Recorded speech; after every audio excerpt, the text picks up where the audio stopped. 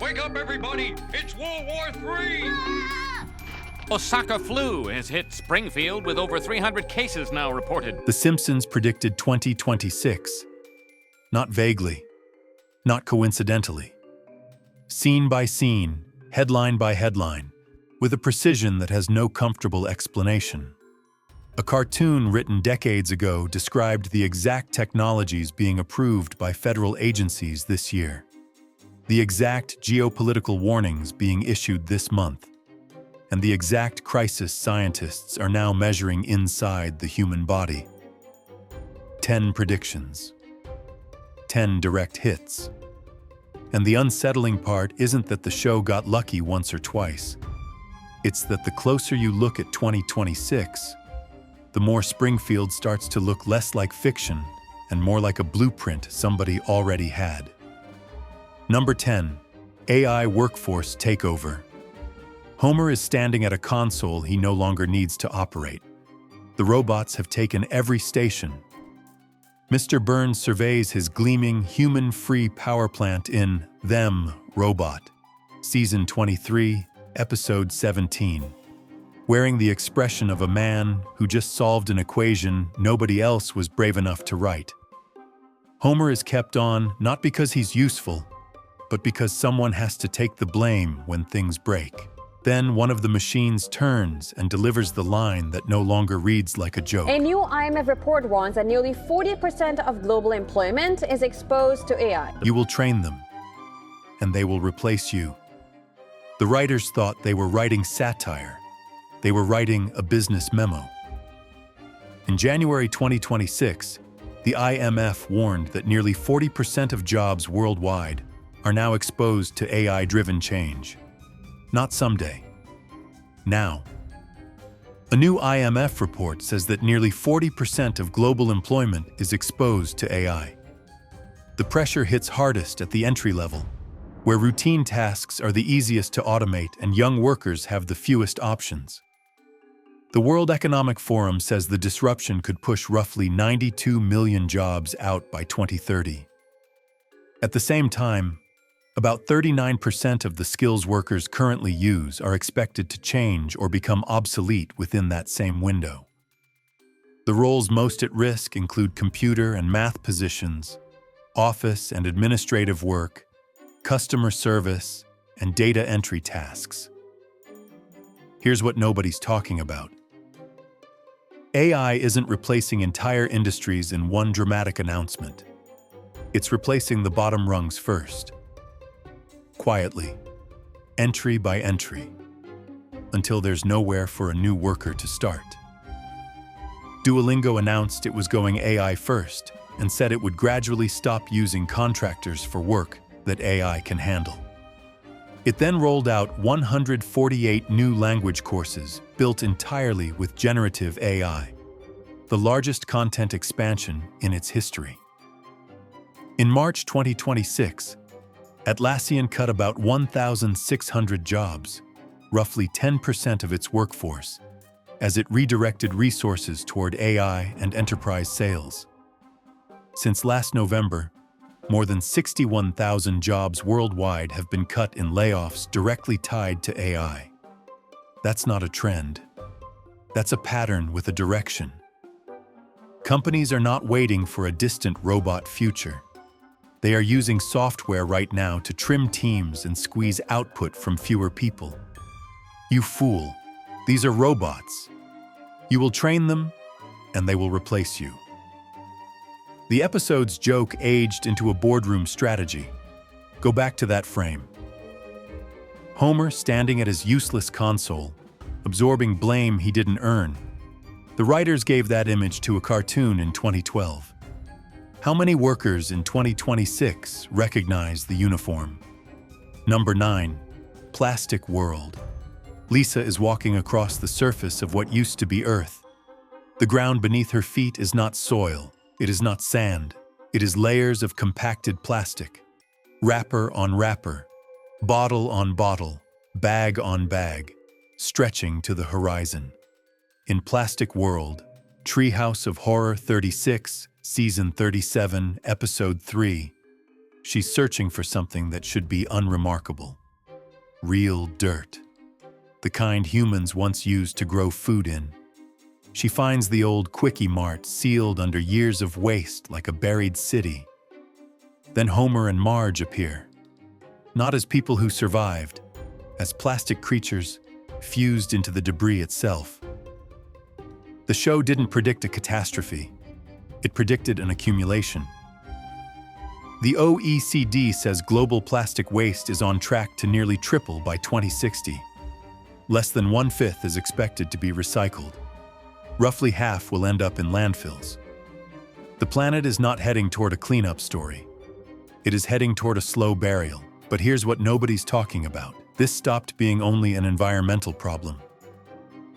A major review published in The Lancet in 2025 Polyvinyl chloride. There's food everywhere when you're a plant.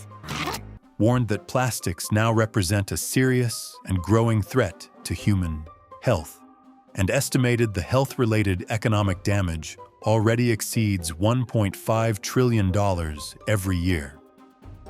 Scientists have found microplastics and nanoplastics in human organs and tissues.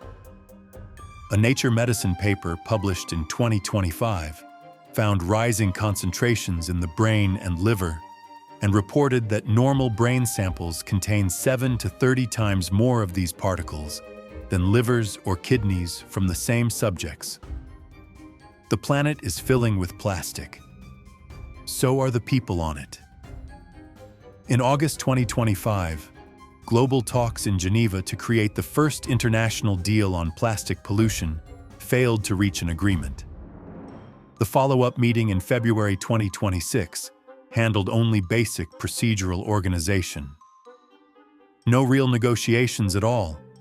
The waste keeps building. The health data keeps arriving. The response keeps stalling. That image from the episode, Homer and Marge twisted into the garbage, no longer distinguishable from it, looked like horror when it aired. In 2026, it looks like a timeline. Polyvinyl chloride. There's food everywhere when you're a plant. Number 8. Content control. Entertaining you into submission. Homer is burning tapes. In Treehouse of Horror presents Simpsons' Wicked This Way Comes. Season 36, Episode 7. He's part of a squad that destroys cheap television. Game shows, lowbrow junk, mindless content. Because it's been declared a public threat. Only approved prestige programming is permitted. The system looks like cultural improvement. Then the episode reveals the point. The good content isn't there to make people smarter. It's there to keep them calm, compliant, and emotionally managed, while the world outside stays broken. The goal isn't elevation, it's sedation. The show was describing a control system. It just got the delivery mechanism wrong. Real life didn't ban cheap content. It built feeds that identify exactly what keeps each specific person pinned in place. Outrage, humiliation, short clips. There's a negative side to that unchecked screen time, which can lead to poor sleep, memory issues, and poor overall mental health. Compulsive novelty, and surfaces it on a loop. About 5.24 billion active social media user identities existed worldwide in early 2025. The typical internet user was spending approximately 2 hours and 21 minutes every day on social media. That's not a leisure choice. That's a designed outcome. This is the part that should make everyone uncomfortable. The platforms aren't selling content. They're selling the attention of the people watching it to anyone willing to pay. The content is bait. The viewer is the product. By 2026, that architecture is facing legal scrutiny on multiple fronts. In Los Angeles, Meta and YouTube were pushed to trial over claims that their platforms were deliberately engineered to hook children and degrade mental health. The case, framed as an early test for thousands of similar lawsuits waiting behind it. In January 2024, the CEOs of Meta, TikTok, X, Snap, and Discord were hauled before the U.S. Senate for grilling over child safety failures. In New Mexico, prosecutors put Meta on trial over claims that its platforms failed to protect children from sexual exploitation and solicitation. The European Union's Digital Services Act now requires major platforms to explain how their recommendation systems work, and mandates that very large platforms offer at least one option that doesn't rely on behavioral profiling.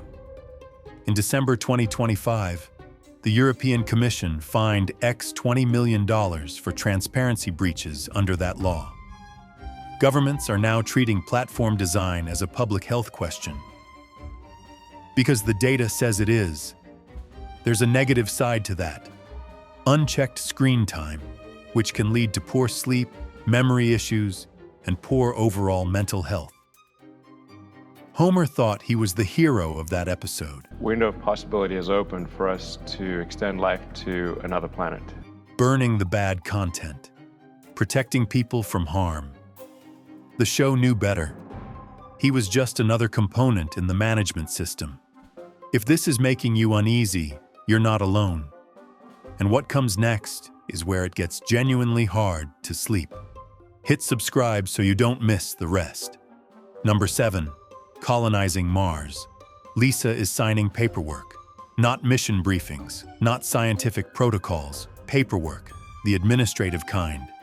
Filled with terms and conditions and liability waivers and branding materials for a private mission to build a human colony on Mars. In the Marge Ian Chronicles, Season 27, Episode 16, the whole operation carries the energy of a startup launch, not a planetary expedition. Then the episode flashes forward and shows Marge and Lisa on Mars, arguing the way families argue everywhere. Domestically, tiredly, like it's just Tuesday, but on a different planet. The show didn't predict Mars as a dream. It predicted Mars as a product. Here's the detail that changes everything. In May 2025, Elon Musk said he was targeting an uncrewed Starship mission to Mars by the end of 2026, while openly admitting there was only about a 50-50 chance of hitting that date. By February 2026, reports indicated SpaceX had shifted priority toward the Moon first, pushing the Mars timeline back again. NASA still says it's advancing the technologies needed to send astronauts to Mars as early as the 2030s. SpaceX openly states that a self-sufficient Martian city would require upwards of 1 million people and millions of tons of cargo delivered to the surface. And Mars sits between 33 million and 249 million miles away, depending on orbital position, with a round trip stretching beyond 1 billion miles. Nobody stopped to ask when this became normal. The fear in 2026 is not that humans will be living on Mars this year. The fear is what it reveals about Earth, that the wealthiest and most powerful people alive are actively designing exit strategies from it. If billion-dollar roadmaps exist for a city on another planet, then something about this one has started to feel inadequate. Fragile, crowded, worth leaving. The window of possibility is open for us to extend life to another planet. And once that logic takes hold, the questions multiply fast. Who gets to go? Who gets left behind? What kind of civilization starts building an escape hatch before it fixes the damage already here? The Simpsons showed Lisa filing forms for a Mars mission, like it was a gap year program. In 2026, the forms are real. The timeline keeps shifting, but nobody has canceled the plan. Number 6, people living through mixed reality headsets. Most of Springfield is wearing glasses now. Not sunglasses, not reading glasses. Hey, Pierce, how'd you know our favorite foods? I analyzed your, leavings. Glasses with screens inside them. digital lenses that layer information over the physical world, turning every street and room and face into a surface that can be annotated, monetized, or modified. In Friends and Family, Season 28, Episode 2, the episode starts with Mr. Burns using virtual reality to construct a fake family life he never had. But the image that matters is at the end, when the show jumps forward and shows the whole town living inside this technology as if it were simply normal. Not futuristic, not strange, just the way things are now. That's the prediction, not the hardware, the normalization. By 2026, the biggest technology companies in the world are racing toward exactly that future. Apple describes Vision Pro as a spatial computer that seamlessly blends digital content with the physical space around you, and refreshed the device with the M5 chip in October 2025. Google says Galaxy XR lets users blend physical and digital worlds with Gemini as a constant companion. Samsung says Galaxy XR supports eye, hand, and voice input, understands the user's physical and digital environment through contextual awareness, and is built for entertainment, multitasking, collaboration, and AI assistance.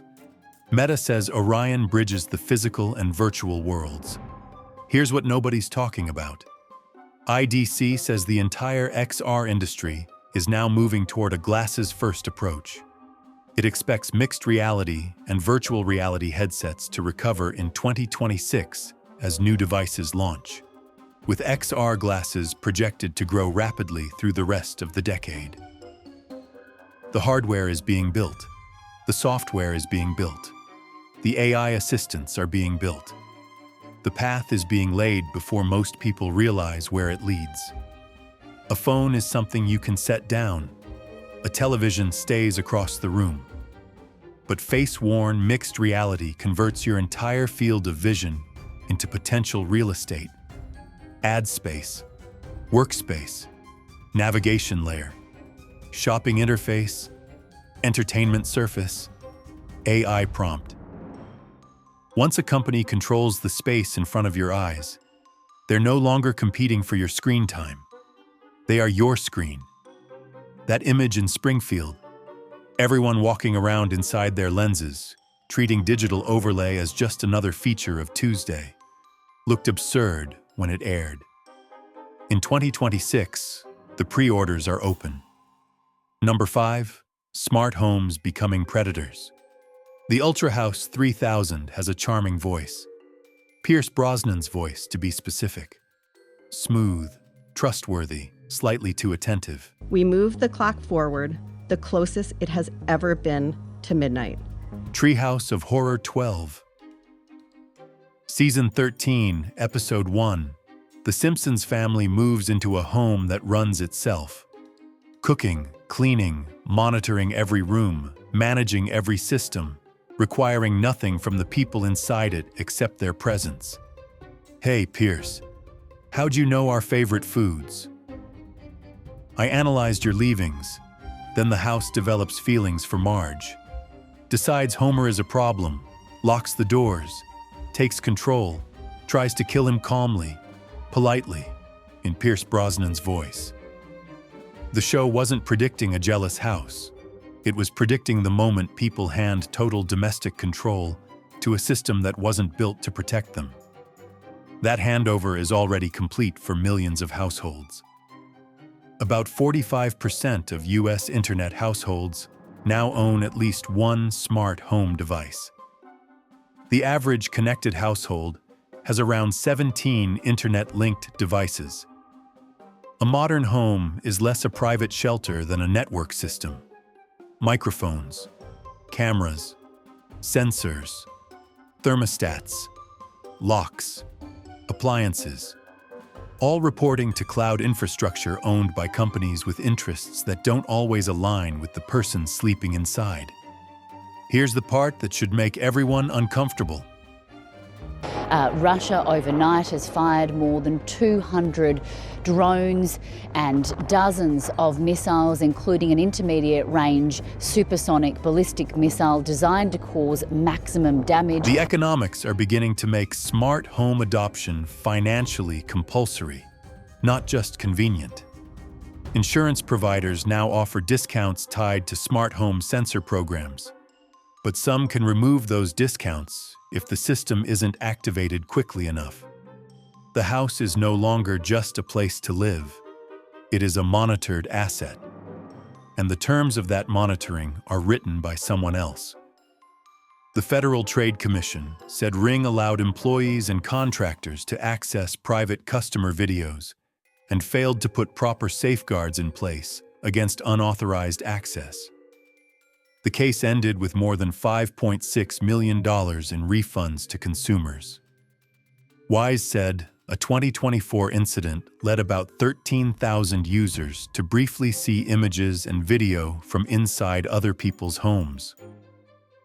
In South Korea, police said hackers breached about 120,000 internet-connected cameras across homes and businesses and sold the intimate footage they found. Nobody's home needed to become sentient to become dangerous. It only needed to become hackable. The Ultra House didn't need to fall in love with Marge to become a threat. It just needed a single point of failure. One contractor with bad intentions, one unsecured firmware update, one algorithm optimizing for the wrong outcome. The show imagined the worst case as a killer house. The real version is quieter than that, and harder to leave. Number 4, World War III and the Doomsday Clock, Moe's Bar. In the year 2010, Lisa is visiting her fiancé's family in England. The conversation drifts the way bar conversations do, to the past. Moe tells Hugh that America saved Britain in World War III. Hugh says Britain saved America in World War III. Moe thinks about it for a moment and agrees. Both versions are true. Both wars exist in the same casual past tense sentence. Nobody raises their voice. Nobody reaches for a history book.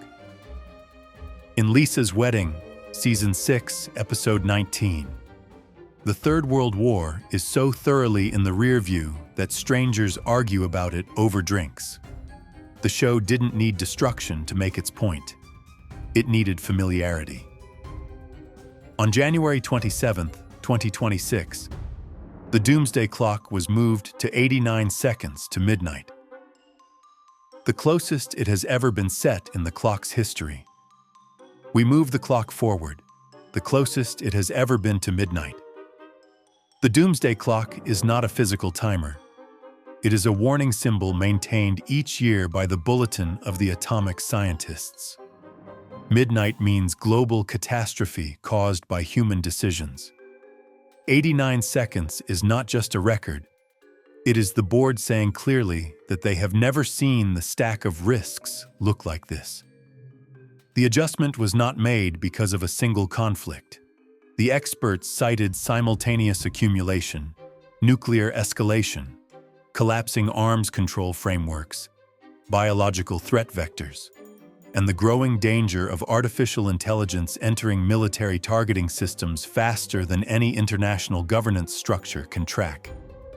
The numbers underneath that warning are enormous. At the start of 2025, the world held approximately 12,241 nuclear warheads. Around 9,614 were in active military stockpiles. About 2,100 were maintained on high operational alert, meaning ready to launch on short notice. Then the last formal restraint expired. The New START Treaty, the primary nuclear arms control agreement between the United States and Russia, lapsed on February 5, 2026. Both countries now operate with no legally binding limits on their deployed strategic nuclear arsenals. And here's what nobody's talking about.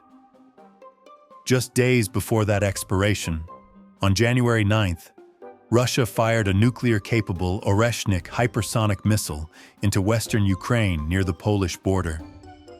Russia overnight has fired more than 200 drones and dozens of missiles, including an intermediate-range supersonic ballistic missile designed to cause maximum damage. It carried no nuclear warhead. The message it carried was something else entirely. A demonstration that these weapons are still active instruments of political communication, not museum pieces. People still wake up, still commute, still pack school lunches and answer emails and board flights. Life looks entirely ordinary, but the ceiling over all of it is lower than it has been in decades. And most people haven't looked up. That's exactly what the joke in Lisa's wedding understood. The scariest version of a third world war isn't the one that ends in panic. It's the one that ends up as bar trivia, familiar, argued over, already in the past. Look at the calendar. Look at the clock. Number 3, the Osaka flu and the next pandemic. A factory worker in Osaka is sick. It's not dramatic. No fever spike, no collapse, no alarm, just a man standing at a conveyor belt, coughing near the products moving past him, sealing them into boxes, sending them away. In Margin Chains, Season 4, Episode 21. Well, some communities around the country are coming together to fight against what they say is a concerning form of surveillance. AI startup Flock Safety is building an army of police tech. They are most recognizable for their automatic license plate readers you may have heard of, which snap a picture of the car's plate as it drives by. Those boxes travel across the ocean and arrive in Springfield. The virus arrives with them. No secret lab, no weaponized pathogen, no conspiracy. Just a supply chain doing what supply chains do. Moving things across the world before anyone notices what's in them. In 2026, that mechanism is as intact as ever. The World Health Organization reported that a notably different A/H3N2 variant, dubbed subtype K, emerged in August 2025 and spread rapidly across the globe, helping drive an earlier and more intense flu season across many countries. In the United States alone, CDC figures showed that by January 31st, the season had already caused roughly 22 to 38 million illnesses, 280,000 to 590,000 hospitalizations, and between 12,000 and 60,000 deaths. By early March, the CDC had recorded 101 pediatric deaths. But it gets stranger. The most accurate part of the episode was never the pathogen. It was the panic architecture around it. Margin Chains shows 3 things that people consistently underestimate when an outbreak arrives. How fast the illness travels, how quickly hospitals exceed capacity, and how rapidly bad information outruns good information once fear takes hold. The scene with the medicine truck is still the sharpest version of this. The town hears that a truck holds the treatment. The crowd mobs it. The truck flips. Killer bees escape instead. The joke is absurd. The dynamic is not. I'm cured. I mean, ouch. Frightened people acting on incomplete information in a system under strain can extend a crisis while believing they are ending it. Countries adopted the WHO pandemic agreement on May 20th, 2025, with the stated goal of stronger international cooperation, better preparedness, and fairer access to vaccines, drugs, and diagnostics during the next emergency. But the agreement remains unfinished. The pathogen sharing section still needs to be resolved. The agreement will only take effect after 60 countries ratify it. The WHO has said for years that the next flu pandemic is not a question of whether, only when. That worker in Osaka sealed the boxes and sent them on. In 2026, the conveyor belt is still running. Number 2, mass surveillance and the end of privacy. An NSA operations room, rows of analysts in headsets listening to phone calls, ordinary calls, conversations between ordinary people about ordinary things. The room is bored, half asleep. Then one analyst tears off his headset and screams that the government has finally found someone worth watching. In the Simpsons movie, this is a joke about bureaucratic tedium. It is also, viewed in 2026, a reasonably accurate description of the architecture that came next. Then the show went further. In To Surveil with Love, Season 21, Episode 20, Springfield panics after a radiation scare. Citizens organize, protests break out. Cameras go up anyway. The anger subsides. The cameras stay. Life resumes around them. Nobody removed them. Nobody needed to. Here's the detail that changes everything. Recent analysis estimates China now maintains approximately 700 million surveillance cameras, roughly one for every 2 people in the country. In the United States, the infrastructure is less centralized, but equally pervasive.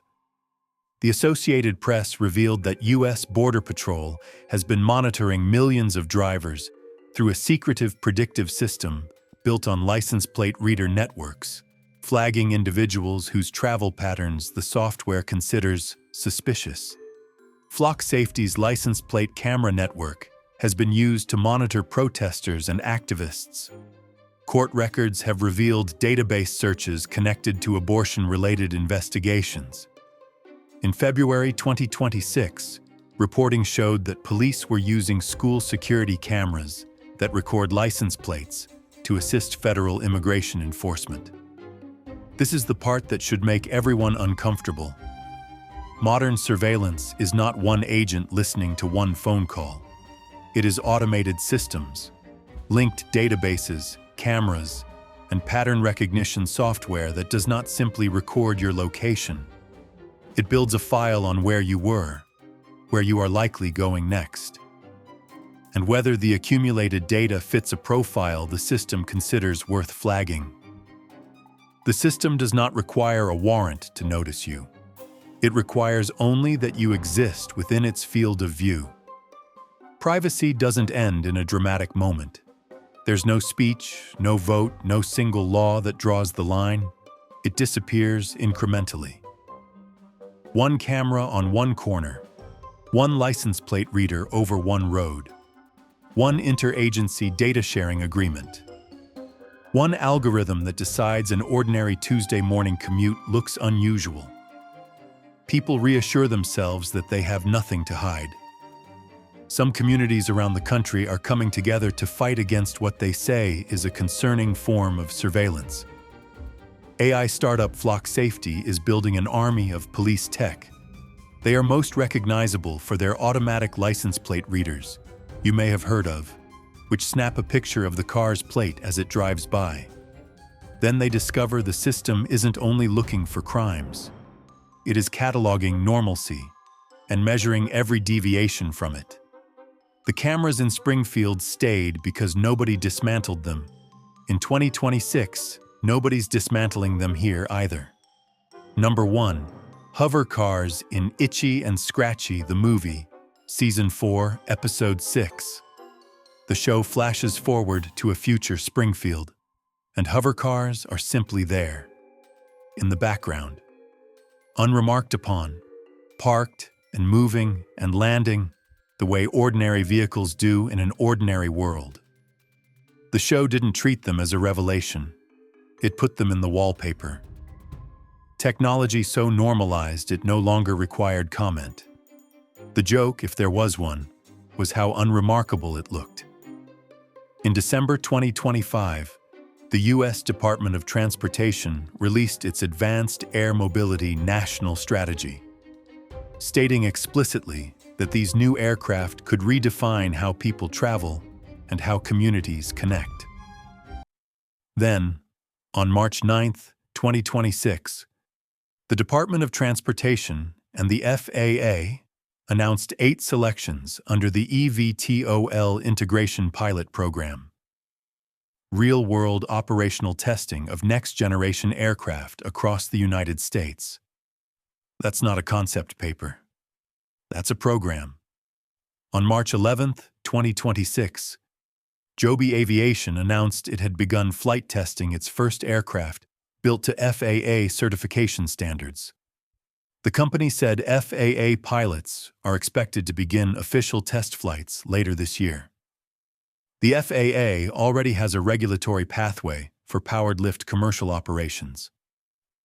The company Aleph has been developing a road-legal vehicle designed to drive on streets, take off vertically, and fly over traffic. And the FAA has already granted its prototype a special airworthiness certificate for limited research and development flights. Here's what nobody's talking about. The most significant question in 2026 is not whether this technology works. It's who gets to use it.